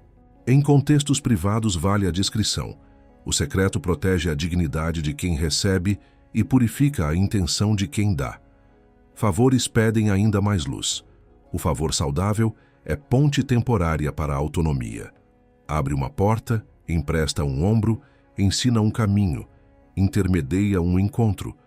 O favor tóxico cria corda, volta sempre à cobrança, aparece nas conversas como moeda, transforma a gratidão do outro em pensão. Onde há memória que esfrega o que fez, não houve amor, houve investimento com juros emocionais. A simplicidade liberta. Fiz porque era certo. Não te devo, não me deves. E, se a ajuda precisa de contrapartida para ser educativa, um esforço, um compromisso, um curso, que isso seja combinado sem chantagem e por escrito quando necessário. Clareza não mata generosidade, impede que ela vire laço. No trabalho, a ética do simples tem cheiro de política clara. Empresas maduras definem limites objetivos para presentes e convites, registram tudo que possa parecer vantagem indevida, distribuem reconhecimentos por critério, não por proximidade. A cultura do agrado opaco apodrece processos, cria feudos, silencia os justos, inflama o cínico. Já a cultura do reconhecimento honesto fortalece o mérito e desarma ressentimentos. Presentes institucionais devem celebrar o conjunto, não amarrar consciências individuais.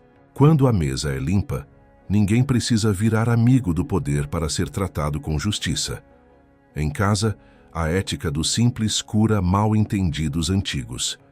Presentes não substituem pedido de perdão, não compram silêncio, não compensam ausência crônica. O afeto verdadeiro organiza tempo, define limites, pratica escuta, reparte tarefas. O presente cabe como símbolo. Um livro escolhido com cuidado, uma comida preferida, um bilhete escrito à mão, uma experiência compartilhada, e não como muleta. Crianças educadas nesse clima aprendem que amor não se mede em preço, mas em presença. Não se negocia em chantagens, mas floresce em combinados e respeito. O simples, novamente, preserva o essencial. Há também o lado de quem recebe. A sabedoria recomenda humildade sem servidão.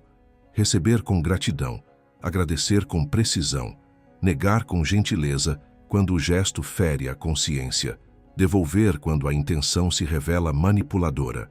Em ambientes profissionais, recusar o que rompe política é serviço prestado ao todo. Em relações pessoais, aceitar com alegria o que cabe e dizer não ao que pesa. A própria postura de quem recebe educa quem dá. Obrigado, mas não posso aceitar nesses termos. Agradeço muito, porém prefiro que você invista assim. Valeu o gesto, mas vamos manter o processo. A verdade dita com mansidão mantém pontes intactas e limpa a água do rio. O tempo é outro fator de ética. Há presentes que precisam vir antes para preparar reconciliação. Há presentes que só fazem sentido depois do pedido de perdão, como o corpo da restituição. Inverter a ordem confunde tudo. Dar primeiro, quando se deve primeiro, parece compra. Adiar o gesto, Quando já se confessou a falta, parece economia. O simples arruma a fila. Confesso, restituo, agradeço a chance de recomeçar. Sem show, sem culpa performática. Apenas realidade, que é o idioma que cura. Quando a relação é assimétrica, poder, dinheiro, posição, redobre o cuidado. O forte protege o fraco com clareza. O fraco protege a si com limites. O forte evita a sedução do "deixa comigo, eu resolvo", que transforma pessoas em dependentes. Prefere empoderar, ensinar a pedir, abrir portas para que o outro caminhe por si. O fraco evita vender liberdade por migalhas de favor. Evita endividar a consciência com presentes que cobram caro depois. Melhor um não firme agora do que anos de meia escravidão polida. E quando já erramos? Quando demos para calar, cobramos o que demos, aceitamos o que não deveríamos, prendemos alguém com nossa bondade? O caminho é o mesmo de toda sabedoria: nomear, reparar, recomeçar, pedir perdão por manipulações, liberar pessoas de cobranças veladas, ajustar políticas, devolver presentes que criam conflito de interesse, comunicar novo padrão. Haverá incômodo. Haverá quem chame de rigidez o que é integridade. Mas pouco a pouco o clima muda. Aumenta a confiança, diminui a suspeita, cresce a leveza. O simples respira. Para praticar hoje a ética do simples em presentes e favores, escolha 3 passos. Primeiro, faça um inventário honesto. Onde suas dádivas esperam retorno? Onde você aceitou algo que lhe amarra? Nomeie e decida. Segundo, escreva 2 políticas pessoais. O que você não aceita receber, o que você dá e como dá. Proporção, discrição, critérios. Terceiro, execute um gesto limpo.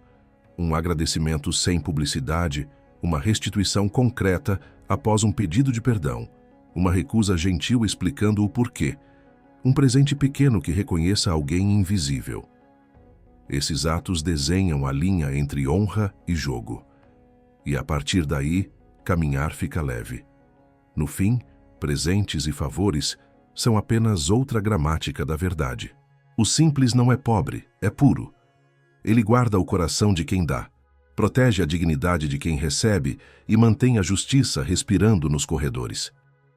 É por isso que Provérbios ama a clareza, porque ela pacifica sem comprar, reconcilia sem torcer, celebra sem humilhar.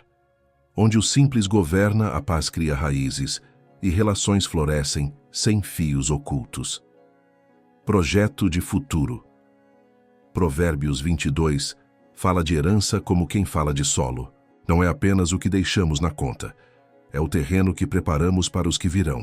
Terreno fértil é aquele em que a chuva não vira lama e o sol não vira deserto. É um ecossistema de valores, hábitos e estruturas que permite que a semente certa encontre condições de crescer. Quando pensamos em futuro, quase sempre imaginamos resultados. A sabedoria nos manda imaginar raízes, porque frutos sem raízes não atravessam estações. Projeto de futuro começa no bom nome, esse capital invisível que protege os nossos depois de nós. Um sobrenome não vira abrigo por milagre, vira abrigo quando é sustentado por uma história de balanças honestas, palavras cumpridas, justiça praticada no varejo do dia. Filhos e discípulos entram em salas que não construíram porque alguém antes pavimentou o acesso com retidão. E quando errarem, porque errarão, o crédito moral herdado lhes dará a chance de consertar sem serem imediatamente descartados. É assim que a reputação vira herança. Não apenas abre portas, mas ensina a permanecer dentro delas. Terreno fértil também se faz de margens. Provérbios 22 exalta o tesouro e óleo da casa sábia, reserva financeira, folga de agenda, respiro emocional, hábitos que recompõem. A herança mais estratégica que se pode deixar é gente que sabe viver com margem. Quem aprendeu a poupar, a planejar, a dizer não ao impulso, a negociar com verdade, a descansar com consciência, leva consigo um gerador de liberdade. Em vez de repassar ansiedade, repassa método. Em vez de empurrar dívidas, repassa critérios. Em vez de perpetuar o depois a gente vê, repassa a liturgia do vamos ver agora e ajustar enquanto é pequeno. Esse software mental vale mais do que qualquer hardware caro. Educação no caminho, ainda aqui, é o coração do projeto. Ensina a criança no caminho. Não promete clones, promete trilhos. Quando os trilhos estão bem marcados, os pés se lembram anos depois por onde a paz passava. Isso significa instalar hábitos que sobrevivem à nossa presença. Mesa sem telas, leitura breve e sincera de uma porção da palavra. Oração com nomes e causas reais, combinados claros sobre dinheiro e tempo, linguagem de honra, disciplina que corrige cedo sem humilhar, gratidão em voz alta. São essas pequenas liturgias que transformam casas em escolas de caráter. E caráter, ao contrário de heranças voláteis, não sofre inflação. Projeto de futuro exige também curadoria de companhias para os que virão.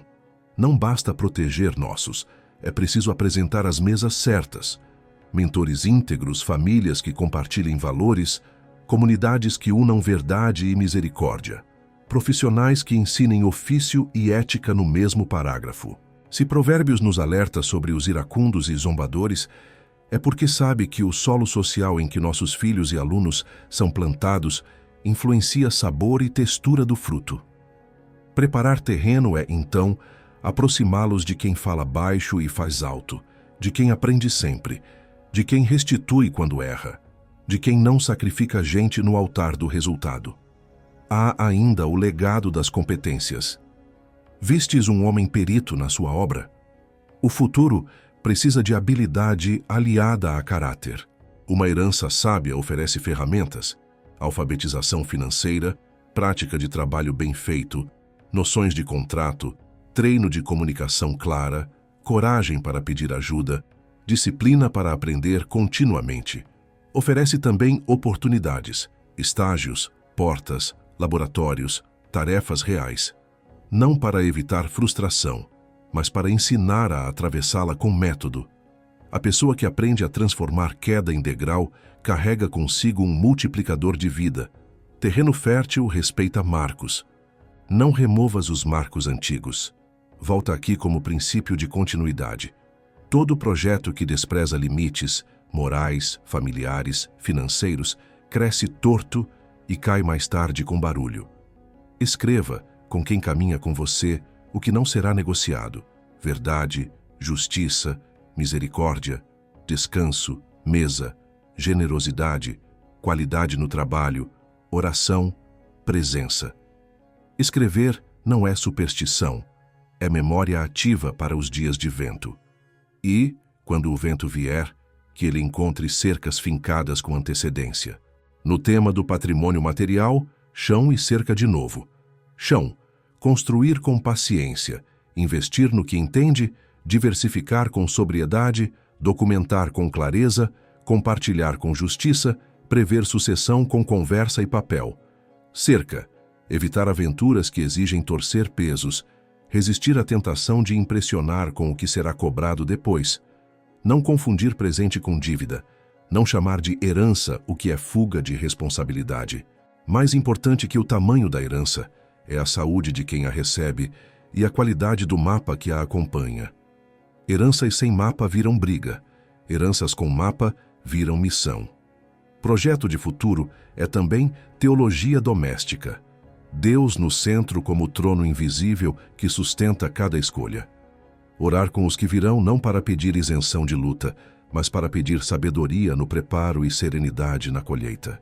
Ensinar que o cavalo prepara-se para o dia da batalha, mas do Senhor vem a vitória, devolve eixo em tempos de alta e de baixa. O coração que aprende cedo a trabalhar com excelência e entregar o que excede suas mãos, atravessa mais inteiro as transições inevitáveis da vida. E quando olhamos para trás e vemos erros? Quando percebemos que legamos pressa, dívida, contenda, silêncio, cansaço, vitrines? A graça não apaga a história, mas pode reescrevê-la a partir de hoje.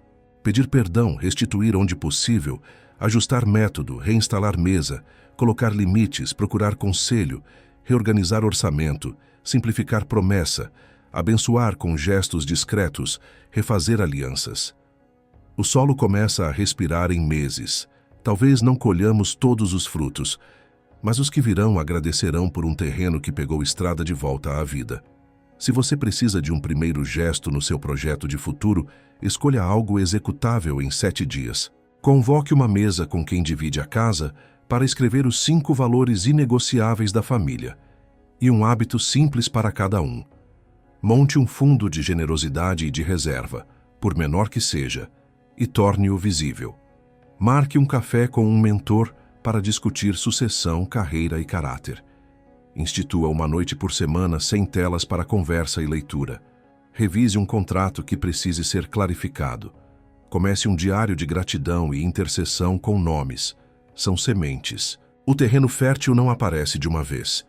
Ele se revela quando a chuva chega e a erosão não leva tudo. E quando a chuva vier, porque sempre vem, você verá o milagre discreto. As raízes seguram, o verde retorna, a casa ganha sombra. E quem passa, encontra abrigo. Justiça no varejo do dia.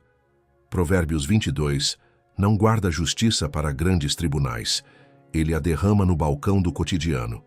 Justiça, aqui, não é evento. É hábito. É o varejo do dia.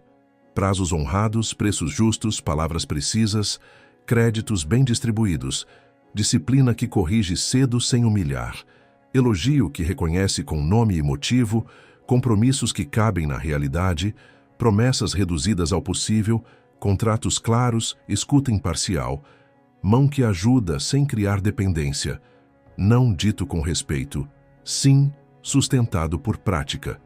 Quando a justiça desce do pedestal e ocupa as pequenas transações, a paz ganha endereço. Que onde a paz mora, o futuro encontra estrada. A justiça diária começa pelo modo como pesamos pessoas. Balanças honestas não valem apenas para números, valem para afetos. Preferências existem, mas favoritismo corrói qualquer casa ou equipe. Quando o elogio se concentra sempre nos mesmos, quando as oportunidades seguem a rota das afinidades e não dos critérios, quando a crítica cai mais pesada sobre os tímidos do que sobre os carismáticos, a cultura adoece. Justiça no varejo do dia pergunta: quais critérios definem reconhecimento aqui? Estão escritos? São conhecidos? Minha amizade com alguém está me fazendo torcer a régua? Se a resposta fere a consciência, é hora de reequilibrar a balança, publicando métricas, distribuindo visibilidade, corrigindo vieses em silêncio e ação. No trato com o tempo, justiça é previsibilidade. Prometer retorno e sumir é injustiça. Marcar reunião sem precisar é injustiça. Estourar prazos e transferir o custo emocional para o outro é injustiça. Justo é o sim sustentado por agenda, o não explicado com respeito, o atraso comunicado com antecedência e plano de reparo, a reunião que vira e-mail, o e-mail que vira documento claro. Em casa, isso significa avisar antes, quando uma temporada exigirá mais, compensar depois, preservar rituais mínimos mesmo sob pressão. O relógio, quando tratado com justiça, devolve confiança. E confiança é o combustível que faz relações atravessarem estradas longas com menos atrito. Nas finanças, justiça se mede em margens e transparência, esconder custos, inflar promessas, empurrar cláusulas indecifráveis, criar metas que só fecham com milagres suspeitos. Tudo isso faz a planilha bater e o coração falhar. A sabedoria convida ao contrário. Escopos claros, preços que refletem o esforço real, descontos que não exploram o fraco, prazos que não estrangulam o humano, reservas para não chantagear o amanhã, generosidade orçada para que não dependa de impulso. A conta pode até ficar menos vistosa por um tempo, mas o saldo invisível, paz, reputação, parcerias que voltam, cresce com juros teimosos. Justiça no varejo também corrige cedo. Problemas pequenos tratados com respeito evitam tempestades que exigiriam discursos heróicos. Corrigir cedo é escolher o momento em que o outro ainda pode ouvir. Escolher a palavra que descreve comportamento e não assassina caráter. Escolher um caminho de melhoria e não um corredor de humilhação. O mesmo princípio vale para elogio. Nomear a boa prática enquanto ela ainda é pequena a faz florescer. Ambientes justos distribuem com equilíbrio feedbacks e reconhecimentos. Neles, a pessoa sabe por que está sendo corrigida e por que está sendo celebrada. Isso mata a fofoca e alimenta aprendizado. Na linguagem, justiça é precisão. Acusações vagas transformam desacordo em guerra. Relatos detalhados, com fatos, datas, impactos, abrem espaço para a solução. Justiça evita rótulos definitivos. Você é sempre, você nunca, e aposta na plasticidade do comportamento. E quando a verdade exige dizer não, justiça escolhe tom que não rouba a dignidade do outro. Dizer não posso, não agora, não assim, com mansidão, é lavar a palavra da crueldade e o coração da covardia. A justiça não é bruta, é limpa. No universo das oportunidades, justiça significa abrir portas por mérito e proteger portas de manipulação. Recomendar alguém porque é de casa, quando há pessoas mais preparadas, não é lealdade, é injustiça disfarçada. Por outro lado, insistir em critérios que só os privilegiados originalmente podem cumprir também é injustiça. A sabedoria cria rampas, estágio para quem nunca teria rede, mentoria para nivelar o acesso, critérios claros que não mudam ao sabor da conveniência. Não se trata de abaixar padrão, e sim de escalar pessoas. O resultado é um ambiente mais diverso e, portanto, mais inteligente. E quando a justiça dói? Quando dizer a verdade custa contrato? Quando recusar uma vantagem injusta custa dinheiro? Quando admitir um erro custa imagem? Quando dividir o crédito custa brilho? É exatamente aí que ela prova sua força de longo prazo. A perda imediata vira semente. Parceiros e clientes com maturidade percebem. Equipes e famílias respiram. A sua própria alma dorme. Quem aprende a perder pequenas vantagens injustas ganha uma coleção de vantagens legítimas. Reputação que abre portas sem teatro, favor que chega sem cordas, serenidade que libera criatividade, relacionamentos que não precisam ser guardados com cerca elétrica. Justiça no varejo também significa reparar. Não basta reconhecer um erro. É preciso devolvê-lo à realidade com ação. Corrigir números e prazos, pedir perdão a quem foi ferido, restituir materialmente quando couber, refazer processos para que o erro não se repita. Reparar sem espetáculo, com prontidão e discrição, reergue confiança mais rápido do que qualquer nota de esclarecimento que terceiriza a culpa para falhas de sistema. Sistemas são pessoas. Pessoas consertam sistemas quando amam a justiça mais do que a própria reputação. Há ainda a justiça silenciosa que o livro tanto ama. Tratar bem quem não pode retribuir. Ouvir quem tem menos voz nas mesas. Responder mensagens de quem não dá retorno estratégico. Remunerar com dignidade quem faz o trabalho invisível. Agradecer com precisão o serviço que sustenta o brilho alheio. Esse varejo de honras muda o clima. De repente, todos andam mais leves. O cinismo, que é alergia à injustiça crônica, perde combustível.